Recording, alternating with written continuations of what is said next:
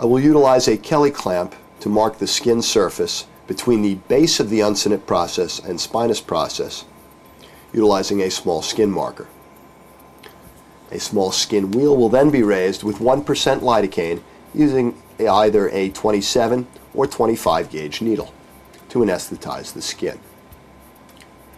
I will then use a two-finger approach, utilizing my third finger and second finger. My third finger or middle finger will displace the trachea and esophagus contralaterally, while my second finger or index finger displaces the carotid artery ipsilaterally to set up a safe window between the spinous process and base of the uncinate process. Here is my safe area of access where I will place my needle. My third finger and second finger remain in close apposition to the bony anterior vertebral body line, and these fingers will not leave that line until I gain access into the mid-intervertebral disc. After advancing towards the anterior vertebral body line, I switch the fluoroscope to a lateral projection, and only in lateral view will I enter the anterior disc. I will then swing to AP before I get a deep bite of disc to ensure that the needle itself has not strayed laterally to one side or the other. And then in lateral projection I will subsequently advance the needle into the mid portion of the intervertebral disc carefully, while either twisting or slowly pressing the needle into the disc. Advancements should be done gradually and without great force. A follow-up AP radiograph will demonstrate that the needle is within the central portion of the intervertebral disc. After placing the needle within the disc, it is important to withdraw the stylet while advancing the introducer needle itself, such that in a thin-necked person the introducer needle does not pop out after removing the stylet itself.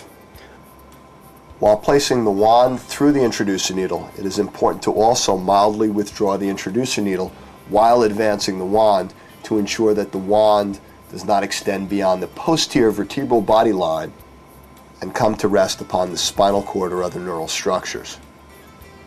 The dotted red line denotes the point of no return along the posterior vertebral body margin, which denotes the anterior aspect of the thecal sac and spinal cord.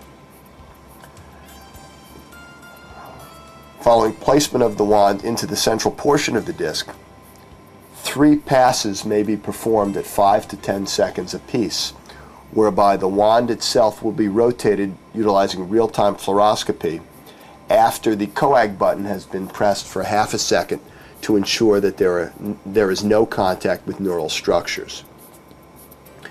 All of these placements should always be performed from posterior to anterior, such that the wand is never advanced itself into the intervertebral disc.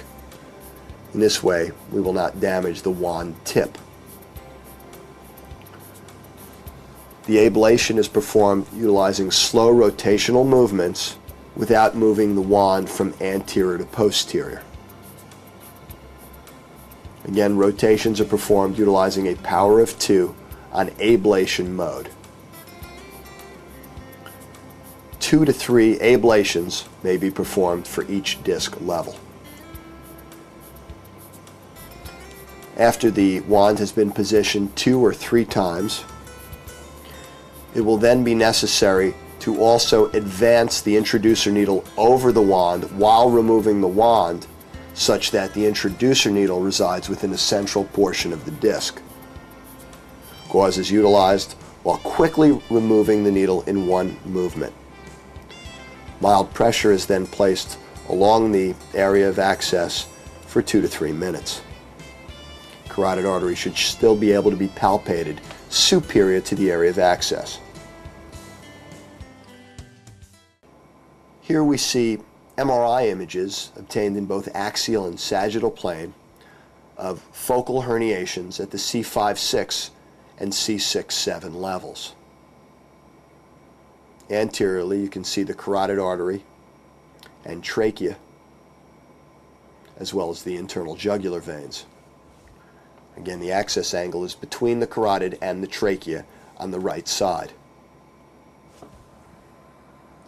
Here in sagittal view, you can see the focal herniations at both the C5-6 and C6-7 levels.